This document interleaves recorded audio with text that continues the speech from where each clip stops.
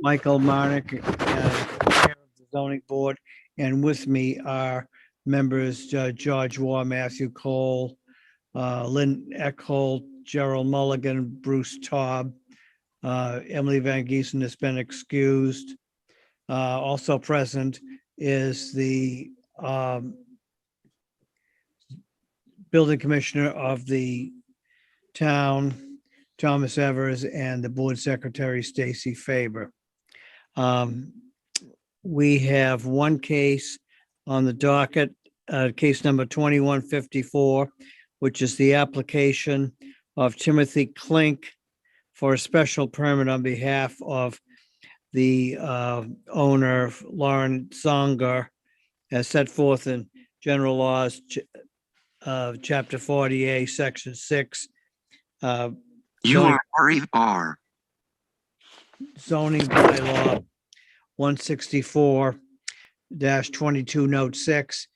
The applicant is proposing to construct a garage which is 30 by 30 or 900 square feet on a lot which is 60,189 square feet, which result in a lot coverage exceeding 4,000 square feet. The total coverage of the building would be 11.1%. This property is located at 261 Tonsett Road, Lanes map number 12, parcel 119.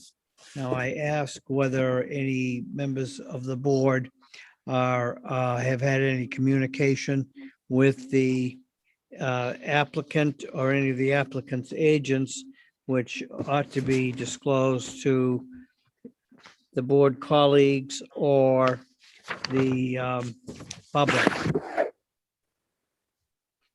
There is no positive response. Therefore, I declare is there any other reason why any board member would be disqualified or would be inappropriate to continue? Very well, then I declare that the board is indifferent and impartial.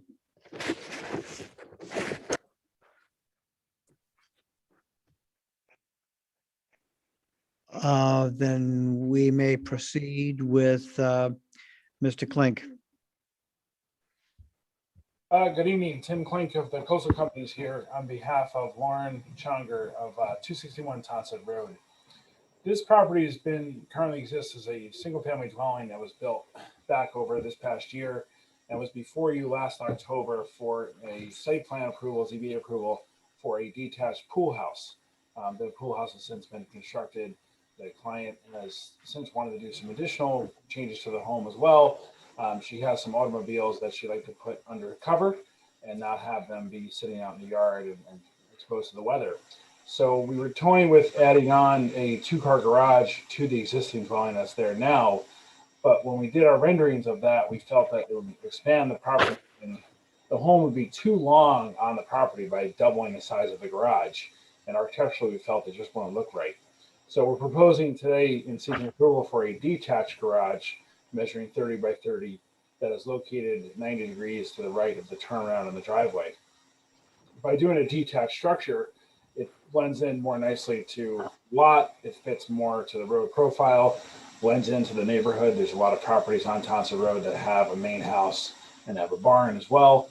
So we felt architecturally by separating the structures, it looks a lot better than creating a large structure. We did explore, stepping the garage back and doing 2 bays and then stepping it back 2 feet. But again, it made the house very long on the lot. We just felt that really wouldn't look as good.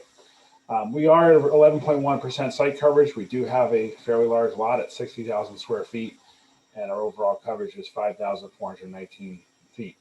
We don't feel that, the approval of this garage is detrimental to the neighborhood in any way, shape, or form.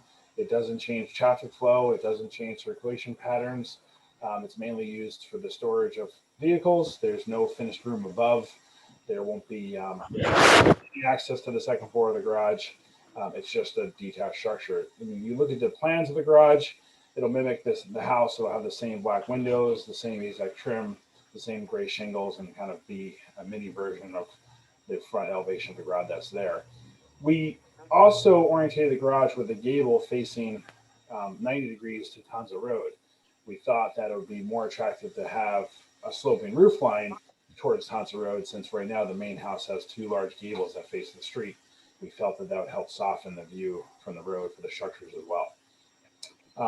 In reading online here, I do see that there's two letters that have come in from neighbors in regards to the project, and I want to address those letters, partly because some of them have inaccuracies. There's been some rumbling in the neighborhood that this property is a rental. It's not. It's a single family home to be used by my client as a single family home and her children. It will not be a rental home. There won't be rental apartments. This isn't an Airbnb property and isn't going to be rented out. They also are referencing other projects that I'm doing in the area, which I feel are kind of irrelevant. And hopefully tonight's focus can be on this one property. So that's what we're looking to do. Parenthetically, you were back in here on October 21st, 2020, with the in case number 2141. Those members who voted on that application were myself, Ms. Echols, Mr. Mulligan, Mr. Cole, and Mr. Walsh. Those would be the same members voting tonight. For consistency, I think that would be the most sensible way of approaching it. So why are you coming back with this? That's what seems to cause the greatest concern, I think. Well, we're not coming back. This is an entirely new application. Why couldn't it have been included before? It wasn't thought of before. There was no discussion of a detached garage. All right. She had, as time goes on and people, see your property come together and see what's going on, they decided that she has two Land Rover trucks that she has, and she'd like to have them in a garage rather than, sitting out in the driveway. We're not trying to separate the application. That's never the intent here. This detached garage was never proposed. Any questions by any member of the board? And that includes Mr. Taub. I just have one housekeeping question. On one of the drawings, you indicated that the coverage was 11.2% based on the change. My calculations indicate it's 9%. I divide 5,419 by 6189. I believe it's 9%. So I'd just like to have the record accurate if I'm correct.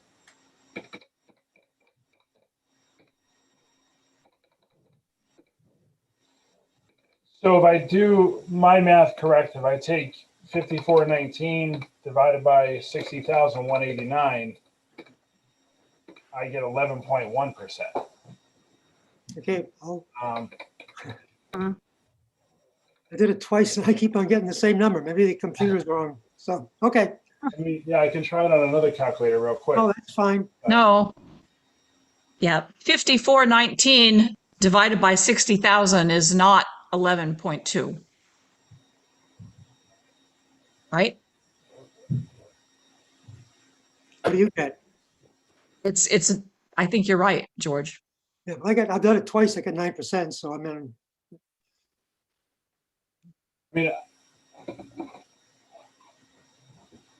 I was trying to do just understand the lot coverage altogether, the house and the existing garage, and then we had the pool house, the connector, and now 900 square feet for the new garage. I was just trying to see the whole picture.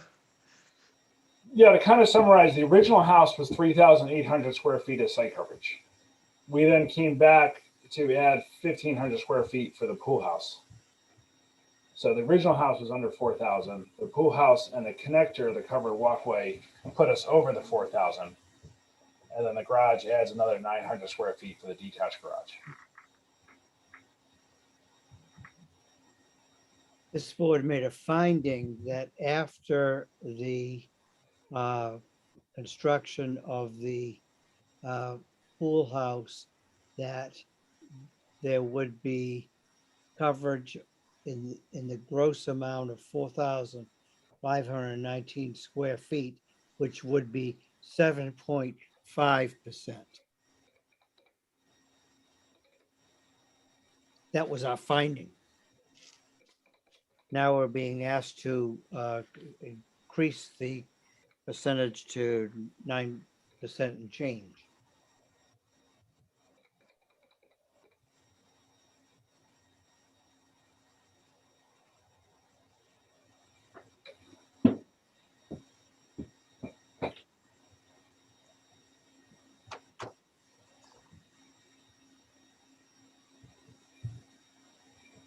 What is the existing garage going to stay as a garage, a two-car garage? Correct. Okay, so Yeah. they're putting what, 3 cars in a boat? It would basically be a 4-car garage. And when we were putting the project together, we thought a 4-car garage would be too big in terms of the overall massing of the structure because it would extend the structure to be over 140 feet long. So that's why you have the 2 structures. So it's two-car garage existing and adding another 2-car garage. Correct. And am I correct? Did I read it right that the garage is double height? It's the same height as the house? The garage has the same 8-foot doors. It has the same 10-pitch roof. So it's a garage and the gable above it. The main part of the house is 2 full floors. The garage is not. The garage has your first floor to park the cars and then the 10-pitch for the roof. In the plan, and if I'm reading it wrong, tell me. It just said, I think it said the garage was 71 feet and the house was 72. In terms of overall dimensions, The elevation. You're reading the top of foundation elevation on the plan. Oh, not the right one. Okay. oh yeah, the top of foundation is 72.9. The top of foundation for the garage is 71.5. It's slightly lower. So, okay, but they're the same height. Overall, mean- the structures are the same height, but yeah. No, Matt, no, am I wrong?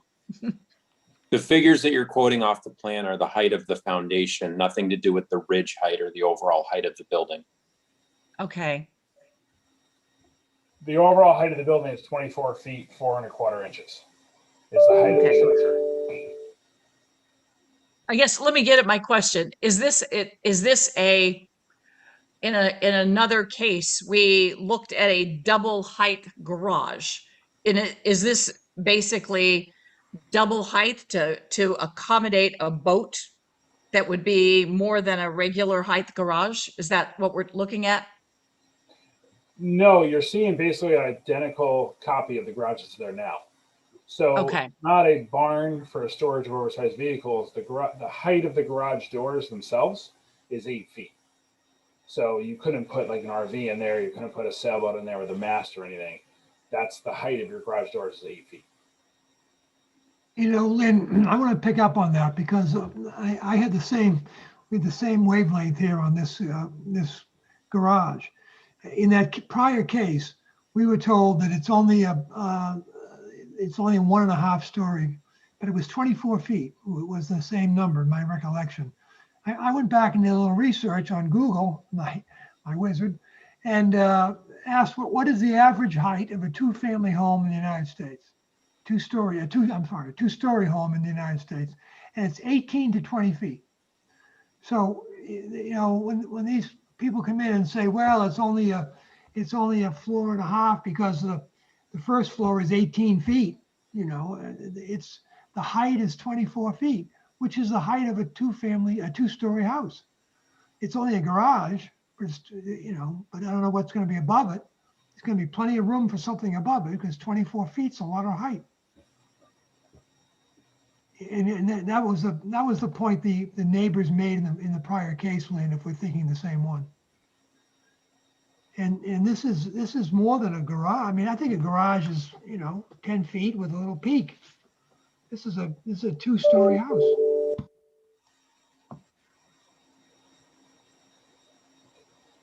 It's technically it's not a 2-story house.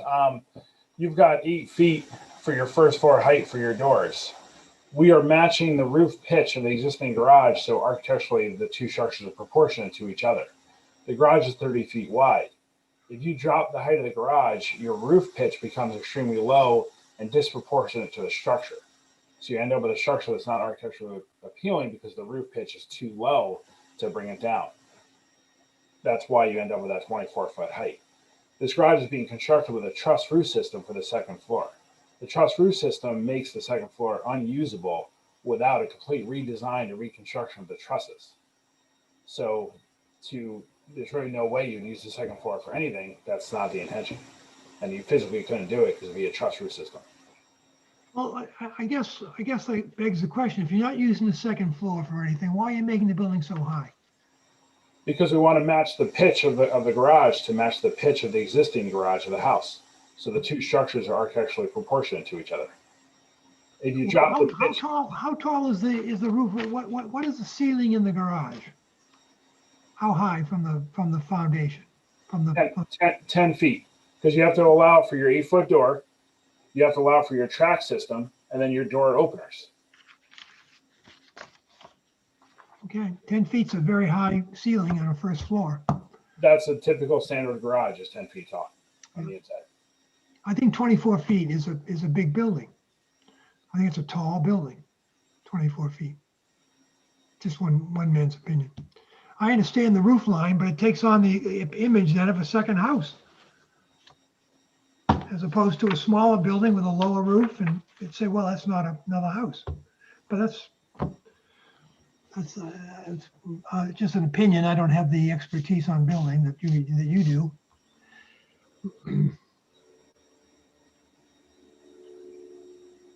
So just so I understand, so the height was an aesthetic matching issue, not that you needed extra height in order to park a boat inside. Am I right? That's correct. And the window you see on the gable, the square window above the doors, is an architectural detail as well. That window is not there for lighter ventilation. It's not there for any other purpose. If you actually walked up closely to the existing house and looked at the window above the garage, you could see the trusses in the background. That existing garage was also built with a truss roof system. There's no stairs to it. There's no attic. There's no access. So that's strictly decorative.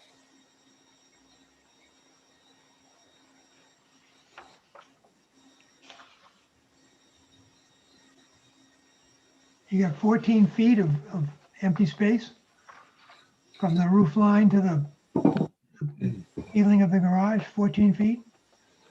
You're 24 feet overall, and you have about 14 feet. Well, not really that, probably a little less than that of just empty space above.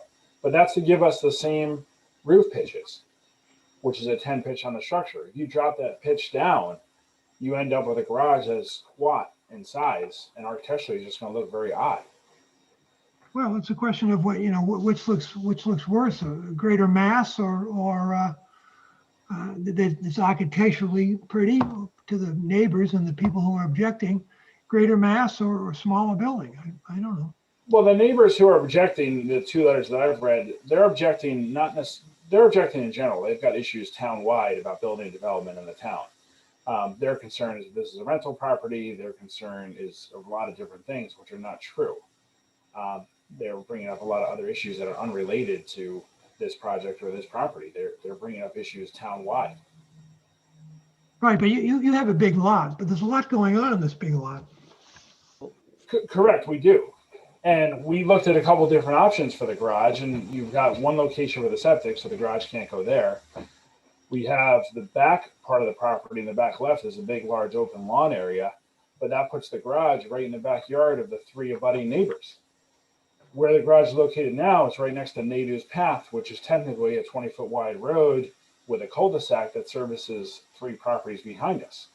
So we felt that in terms of appeal to the neighbors and the abutting properties, that's the best location to put the garage.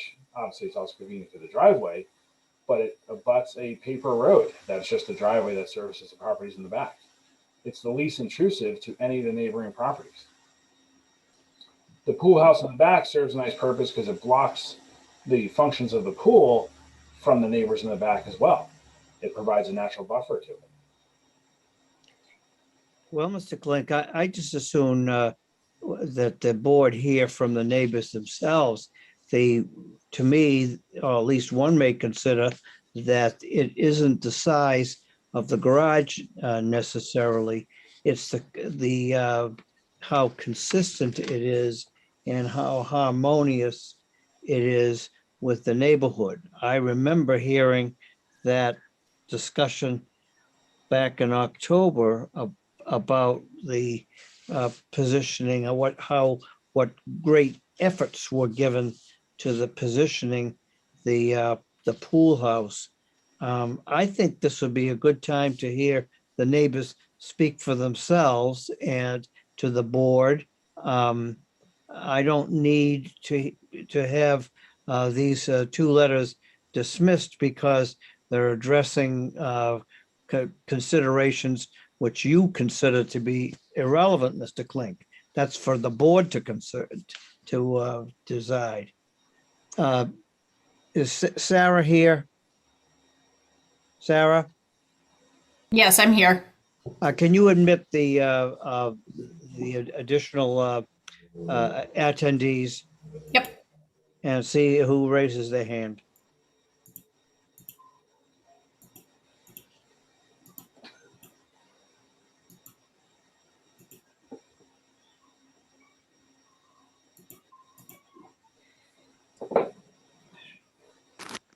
Ask a procedural question while we're waiting. Yes, Mr. Todd. Were the attendees who were just admitted party to the discussion that preceded this? I thought that they were So they were on the they were line. on that's the They hearing. weren't Not capable of allowed to. participating. That's the way I understand the protocol. Thank you.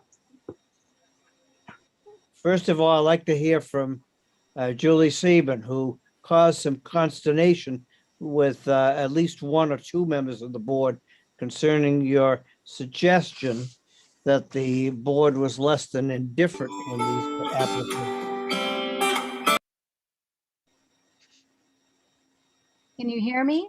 Yes, Well, thank you for listening to me, and sorry to suggest that anybody was indifferent, because I did look back through the minutes of these meetings from now back to 2017, and it seems that the Board of Appeals generally does grant these special permits. So Could we have a name and address for record?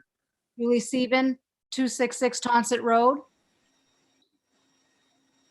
Thank you.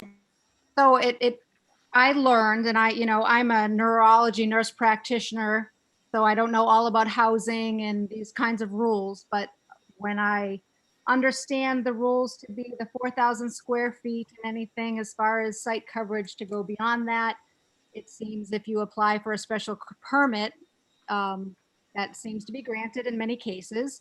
So I am only familiar with this case, and I also wrote a letter back in October 2020.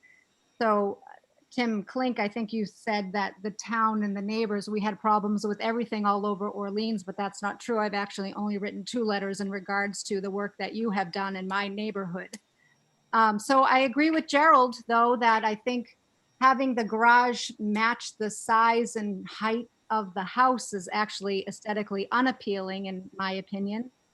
Something that's smaller and more in line with the size of a garage, like Gerald mentioned, maybe 10 feet or whatever that may be, would be more appealing in my book. Much of the vegetation has been chopped down, the trees have been chopped down. I worry about the aesthetics of Cape Cod in general and the environmental costs, but so anyway, it seems like this is just business as usual. In what I have understood, Tim Klink will get his appeal put through and the garage will be built. So there does not seem to be any nepotism or something other than business as usual going on. well, let's put it this way. Do you object to a structure that is approximately 30 feet by 30 feet, which would be used for the housing of 2 motor vehicles? What was it? Two car garages? 2 times? No, it's a No. one two-car garage. 1 2-car garage. For the 2 Land Rovers that you didn't think of originally when you submitted the first site plans, because we don't want those left out in the rain. Yes, I do object. I just think it's ugly. I wouldn't mind another garage, perhaps if it were smaller. Or So we the- could take down the pool house. So a fair way of putting this is the applicant had her chance once before, and the garage wasn't included, and there's no good compelling reason to allow it to be added to the 4,000, in excess of 4,000 square feet. Is that a fair way of putting your position? Yes, it is. Good. Okay. I just want to clarify, there is an existing 2-car garage on the property, right? That's what you Yeah, said, okay, what you said, Lynn. yeah. Mr. Chair, if I may, I was trying not to get too personal on the project, and there seems to be some hinting that we planned this out to build a garage later if we got all of our approval. Not hinting that at all. No, Just no. One person at a time, please. sorry. My client lost her husband in March, and these 2 Land Rovers were stored at his business in Chatham. She wants to keep the 2 vehicles for her 2 kids, who are 15 years old and can't drive yet. Those are the Land Rovers that you see that are parked in the driveway right now. So there's no behind the scenes to try to plan this out, to do this separate. She doesn't want to sell the cars, and she wants to keep them somewhere and keep them undercover and give them to her kids. I don't want to get too personal because I don't feel it's relevant to the project, but there's a lot of hints by some of the neighbors that this was planned out and this is not planned out. The garage was decided to be added to after the fact. May I respond? Yes, you may. I don't know enough to know if this was planned out or not. I just object to an additional large structure being there. All right. Let's see, could we hear from Mr. Jameson?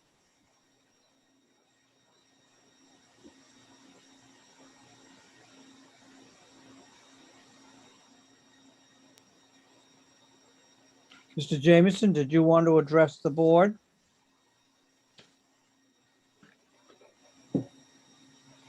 I'm asking him to unmute, but that's all I can do. Very well. Is there anyone else in attendance wishing to address the board concerning this application?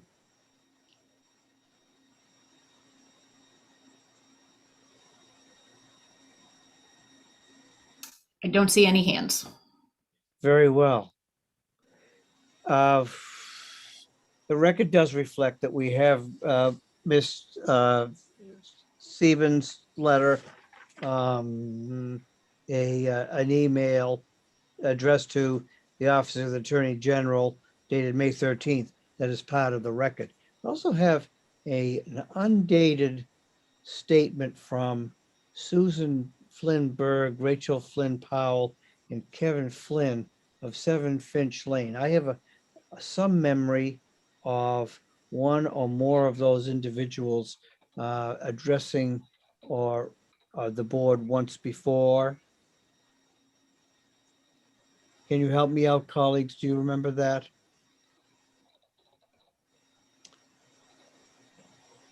Anyway, that is that letter is also part of the record. Is there any other questions or comments by any members of the board? I think one of the concerns we've heard tonight is about size specifically, and the scale has been explained as relating to the existing garage. Personally, I don't have an issue with a detached garage, and makes logical sense why the applicant wants it. I think the one thing I'd like to hear a response to is what's driving the 30 by 30 footprint, and how does that 30-foot dimension across the front of the proposed garage compare to the dimension across the front of the existing garage, just to get a sense of the scale comparatively. That's a good question. And in building, traditionally, garages has always been 24 by 24. That's kind of been the standard in the building industry. but it doesn't take into account the fact that you can't open two doors at the same time in a 24 by 24 garage. The garage that's there now, the existing house is 24 by 24 with 8-foot overhead doors. When you park two vehicles side by side, not only leaves you a couple feet around the vehicles all said and done. We decided to go to a 30 by 30 to give us some space between the vehicles, but also give you some storage space in front of the vehicles for trash bins, for kids' toys. If you drive by the property, you'll see that my client's storing some things next to the garage now. She's got some hockey nets, some goal posts, and things that you'd have when you have a daughter and a son living on the property. So that was the idea with the 30 by 30, was to give us some additional storage space beyond the two vehicles that were there, to help hide some of those type of things.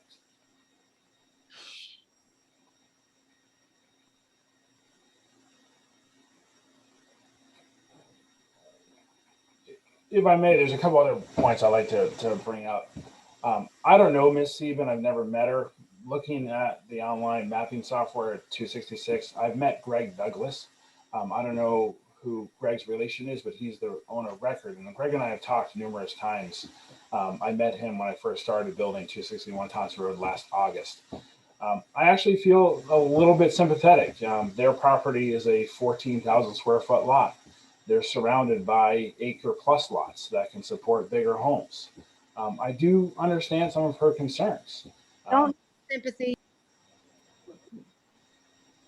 You may respond afterwards, Miss Even.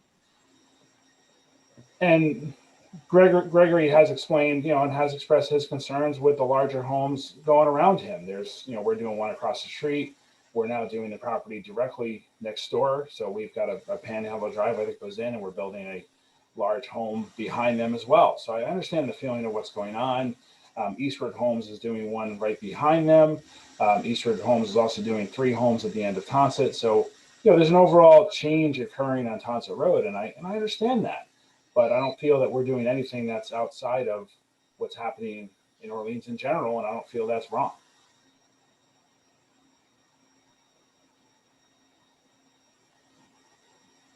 Well, actually, you're right. You're not doing anything that's outside of what's happening in Orleans. And I think overall, many of us locals have a problem with that because we like the quality of the town as we have it. It's not the Hamptons. It's not Newton.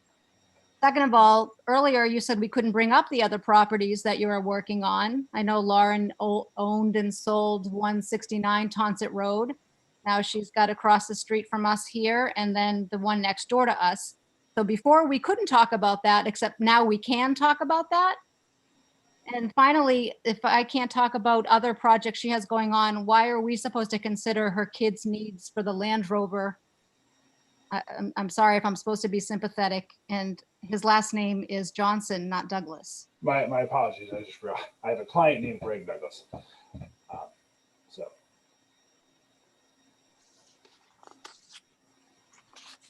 Is there anyone else wishing to speak concerning this application?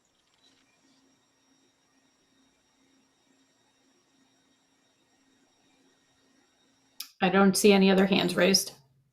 And I don't happen to notice, I could see the identity of 3 people, but they haven't asked to speak. Then members of the board, I think that we can close this hearing for the taking of evidence, and I ask the sense of the board. As at the outset, I have to consider,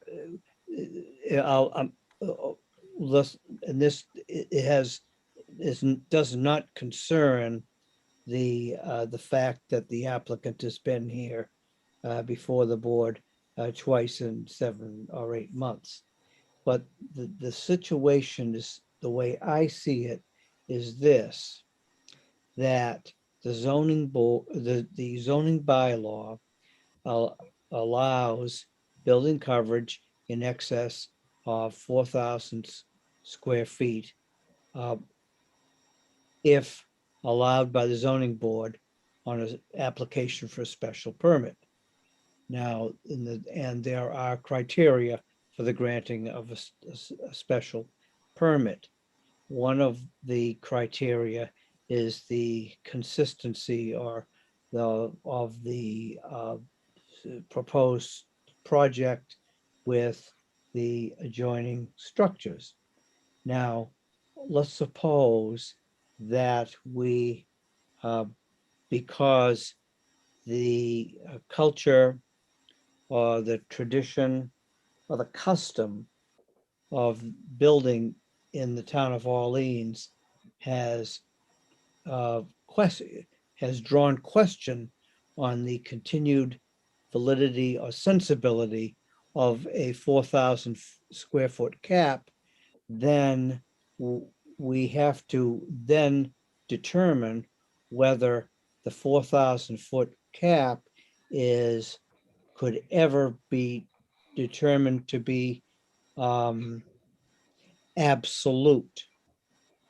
The zoning board is in the business of interpreting sections 43 and 44 of the zoning bylaw, which contain guidance to the board and which developers, owners, and the public can consult at any time to determine what considerations the town had constructed in the zoning bylaw as exceptions to allow relief from, in this case, a dimensional requirement. So let's suppose that there are two adjoining lots, and on application, one lot is allowed to exceed the 4,000 square feet on the filing of particular plans.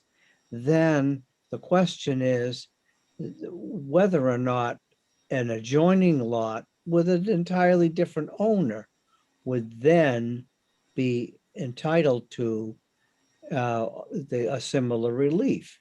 I'm looking at it as a stepping stone. That is to say that the neighborhood of uses changes periodically and consistently with the change in the culture.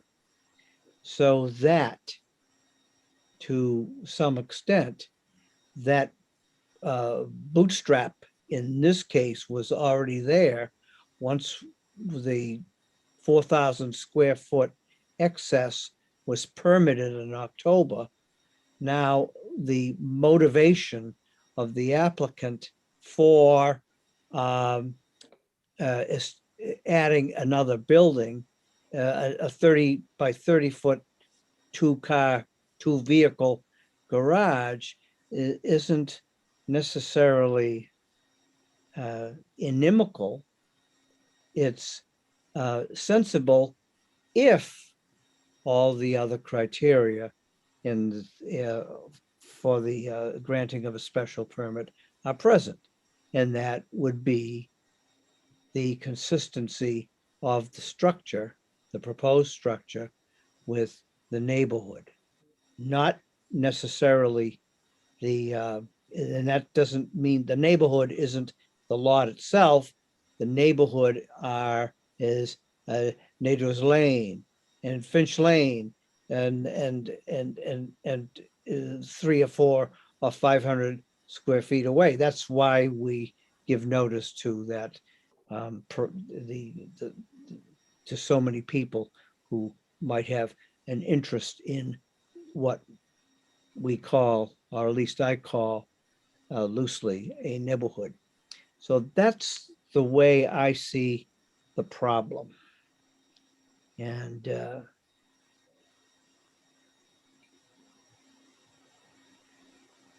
is anyone else need to want to weigh in or comment on? I don't know if I've made myself clear, but I think that there's a certain amount of stepping stones which occur, and failing the amendment to the zoning ordinance, which would increase building coverage, the cap to say 5,000 square feet. We're going to run into this more often. And we have, as we all know, especially the past 2 years. Well, the other side of this is taking a look at the land that's covered and where this particular property is. There are a lot of relatively equal sized lots to 266, which Ms. Eben lives in, but there are also a lot of significantly larger lot sizes, which are being proposed as 261. I look at the thing here, 267, 261, 259, 255 Tonsett, 254 Tonsett, even 272 Tonsett, 252 Brick Hill. These are all, they look like at least 1 acre plus sizes. If I look at the lot of concern from Mrs. Hebron, I think it's 0.35 acres. And there are a couple of others on the street the same size as hers. And I do think the thing to be considered is the town, through its passing of bylaws, has established criteria that try to control setbacks and sizes of particular properties. So when I look at what's being proposed here from an overall structural standpoint, I see nothing that I find is a violation. I find it's an agreement. Then we have to get into the other issues of potentially the esoterics.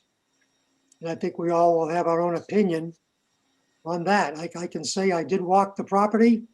I did walk actually on 264. I did walk around Mrs. Siebens' property. Her property is boxed in. She's fenced it in very nicely. And I'm sure a lot of the people on the street don't like some of the things that are being built. But there's nothing I can see specifically that's wrong with them other than if you don't like to have big structures built. And I'll say what I said before, if the town doesn't like to have big structures built, then they should propose things to planning, get them proposed and get them approved. I just went to the last town meeting and there were 3 pages basically of modifications to the building codes or to the bylaws that people voted on. And I'm going to say again that what's in the bylaws now, our voters, taxpayers voted on them. That's what one way of interpreting what we're doing is what the town required, to use our judgment on what the bylaws say. So I'll quit for now. You can continue. Thank you, Mr. Orr. Mr. Taub. Thank you. This is a revisit of 2 themes that come up for us frequently. One is does a decision we make have precedential value? And we have traditionally said, at least my view is, we've traditionally said we make decisions on a case-by-case basis. And the second is that there is a bias, at least I perceive it as such, on this board. Bias may not be the right word, please forgive me, but there's a tendency on this board to grant applications because we believe, and we've said this in the past, that property owners have the right to use their property as they wish, so long as it doesn't offend the bylaws. Hence, we have special permits and variances. Aesthetics comes up, and I think aesthetics is a very dangerous area to get into because you can argue that having the same peak is nice. You can argue it's not nice. I don't believe that the board can get into aesthetics as such. I don't have a vote in this, so I'm just going to wrap up my personal views here. The explanation offered by Mr. Klink as to why it was not previously a consideration is credible but insufficient. That's, if I were a judge, that's what my opinion would say: credible but insufficient. Having said all of that, in the tradition of the board, I would probably vote in favor of this. Thank you for letting me offer my views. Thank you, Mr. Taub. Is there any, I'm inclined to agree with Messrs. Taub and particularly Mr. Waugh. Is there any other comments by any? I'd like to make a comment, Mr. Chairman, if I may. Yes, please. I agree with Mr. Waugh and I agree with Mr. Taub. I think it's my point. I agree with Mr. Taub on the aesthetics. It's way beyond our capacity and it's not even in our purview within the statute. But I am sympathetic to neighbors who see a 20-foot tall building being built on the corner as a garage. You know, Mr. Klink likes the line of the ridge line of the house. America is chock-a-block with detached garages that are significantly smaller and at a lower roof line than the house they're detached from. Matter of fact, it's far more common that the garages are smaller. And I think what the neighbors object to in these cases is mass. You know, that came up in the case that Lynn and I talked about earlier this evening. It was the mass of the building that they objected to as much as the existence of it. And I think in this case too, you have a 20-foot tall garage. Is a very tall garage. It's a house. It's a house. It's a narrow, small house. But we don't have, that's not within the bylaw. It's not within our purview, and it's aesthetics. But it does go to mass, and it does go to appearance, and it does go to, I think, neighbor objection. The mass of the building is as important as the square footage, I think. But that isn't what the bylaw limits us to, though. We don't have jurisdiction over mass. We have, this bylaw goes to square footage. And I don't see that the mass enters into our discussions. I think, hopefully, I think as we talk about this, maybe some builders will eventually come to think of the idea as mass as opposed to architectural eye. You know, when you're living next to something and it's 24 feet high versus 12 feet high, it's very different. It's a very different building. There's no question about that, but there is a way to mediate or mitigate that, Jerry. Then that would be by placing a condition. Maybe it's in the nature of aesthetics, but certainly a condition relative to the height goes directly to the mass. It occurred to me, and I think Matt knows this probably far more specifically than I do, that one of the outer Cape towns, in cases involving renovation, uses volume, cubic feet in changing rather than square feet, which is only two-dimensional. Is that right, Matt? I can't speak to other towns, but you know, in terms of mass or volume, I think we can agree that that's not the relief that's before us. It's square footage and lot coverage, and certainly understand the concerns with the massing that's proposed. I don't. Very well.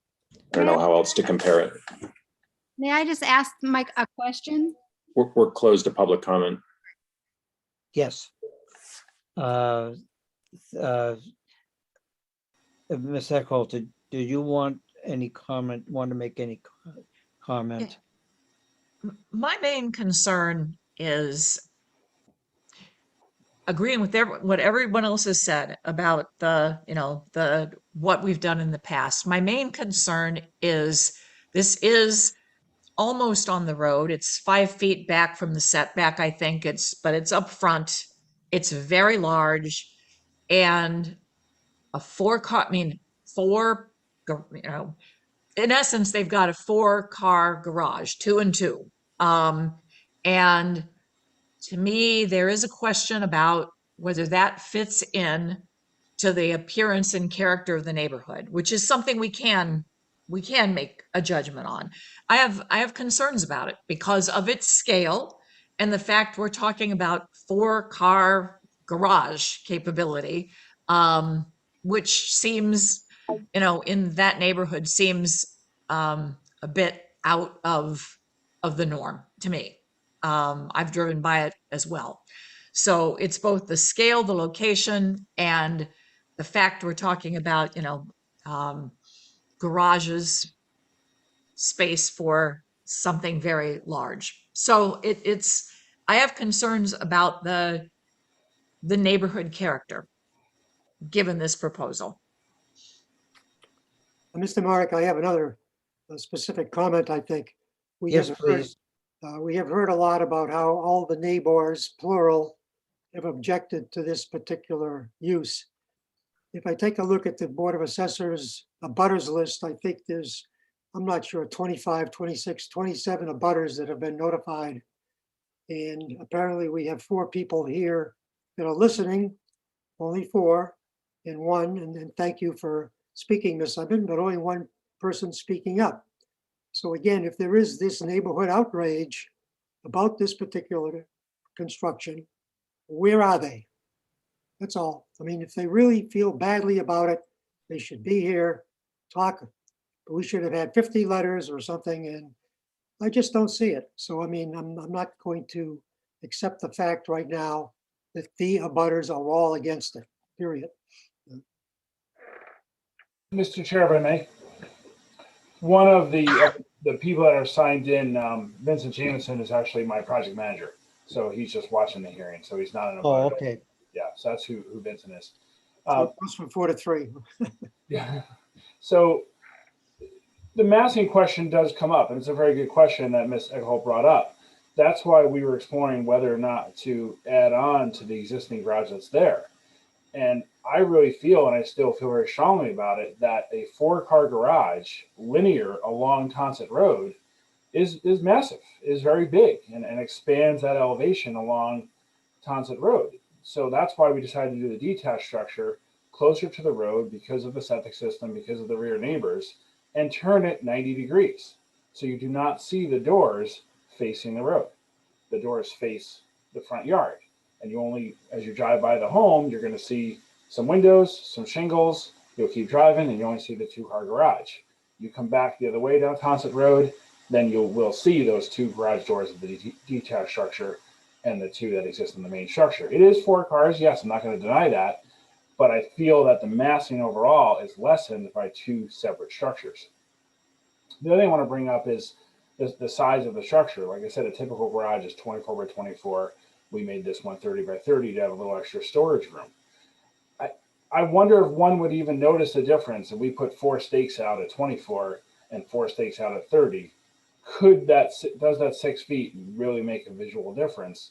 I would argue no, that you would never know the difference if I built a 30-foot garage or a 24-foot garage. When it comes to the building height, Mr. Chair, you brought up other towns. Provincetown has a scale factor where they look at the scale of the structures, the massing of the structures overall on the lot size. Orleans does have some bylaw relative to the coastal bank, and that the height of the structure is dictated by how far back the structure is from the coastal bank. That's an environmental one. Here, there really is no guideline in terms of how high the structure can be other than the 30-foot that's allowed in the town of Orleans. Does 24-foot seem high? I don't know. I don't think so. But, I would like to know the board's opinion of the garage that's there now. The garage that's there now is 24 feet tall. So, I'd wonder, that fits in nicely. It's very comparable to other garages that exist in the neighborhood because garages typically are all built the same size. They have the same 8-foot doors, the same overhead tracks, and most roof pitches in the town of Orleans are between 8 pitch to 12 pitch. So we feel that, you know, the garage does fit in scale wise to the lot. And we actually thought that through in terms of how we were siting it and why we sited it where we did. Just one point, if I could, Mr. Chairman. Mr. Cole, please. I think the point about comparing a 24-foot structure to a 30-foot structure, it isn't, I think we'd all recognize the difference, because not only is it going to be 6 foot smaller in each dimension, it'd be 5 foot shorter.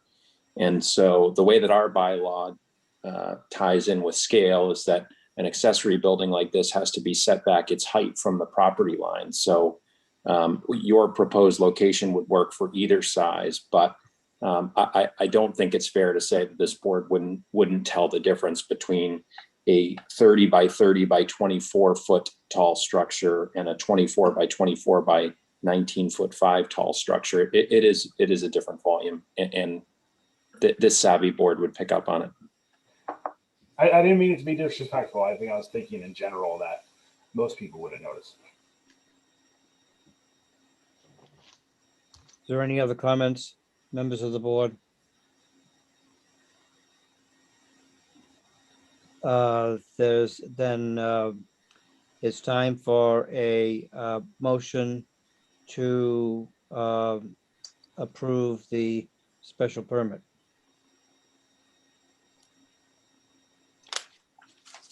If someone makes such a motion. I would move we approve the special permit as presented. Mr. Waugh's motion. Is there a second? I'll second it. The second by Mr. Mulligan. Is there any discussion on the motion? Then I will call for a vote by a poll, since this is a virtual meeting. Mr. Marnick, yes. Mr. Waugh, Yes, Mr. Mulligan, Yes, Ms. Eckholt, Very reluctantly, yes. And I do think there needs to be some changes in the zoning bylaws. that you, and Mr. Cole. Yes. Then the Mr. Taub is recorded present. The quorum designated to vote. The motion carries unanimously. Ms. Eckholt's caveat or comment will be recorded in the vote. Very well. I will write the opinion. Is there any further business to come before the meeting? Mr. Chairman, before you joined us, we had some discussion about whether we're virtual or physical going forward. Oh, is my intention, if I have, I don't know. I was thinking that we should go right to a real personal meeting on June 15th. Is it I think. 2 weeks from now? We're permitted to do it as of the day before, I think. If the town allows us to use that Skaket hearing room, I'd like to gather there. All right, well, is there any reservation by any member of the board who would feel uncomfortable in doing that? Wouldn't say I feel uncomfortable, but I certainly appreciate the ease of attending from any location and not being pinned down to getting to town hall at a specific time. That's very true. I will, when I'm gone, a little bit in the winter, it'd be great to be able to participate by Zoom. But I'll second that. I'll second that too. I'm wondering whether the whole allowance of absentee attendance is going to change. So if Lynn is in North Carolina or South Carolina and Mr. Mulligan is in somewhere in Florida, we could still have a regular meeting with, with allowing you folks to vote. That would be fabulous. May Not I only that, comment? but we be, but that would, to constitute a quorum too. Bruce? No, I see Mr. Evers' hand up. Defer. I just wanted to say goodnight. I don't think I really need to be involved in or Very should be well. involved in the decision. Thank you. Thank you. Though somewhat tangential, I would like to suggest that while there are some meetings that benefit from being in person, especially ones that require a more confrontational relationship to a witness. I wouldn't want to do a trial virtually, but this form of meeting saves time, energy, gas, pollution. It fosters increased participation, in my view, notwithstanding the technical challenges. And I would advocate for the possibility of our continuing to meet at least, I don't know, but to have some of our meetings virtual, especially when called for by the absence of members. Thanks for listening again. Sarah, do you have some information about? Yeah, I have some little bit of insight right now as the mandate goes. The emergency order is lifted come June 15th, but there's the governor has put legislation in to extend the remote participation part of the emergency order through till September, but that's just in legislation. So if that doesn't go through in legislation, you have to be back in meeting in person.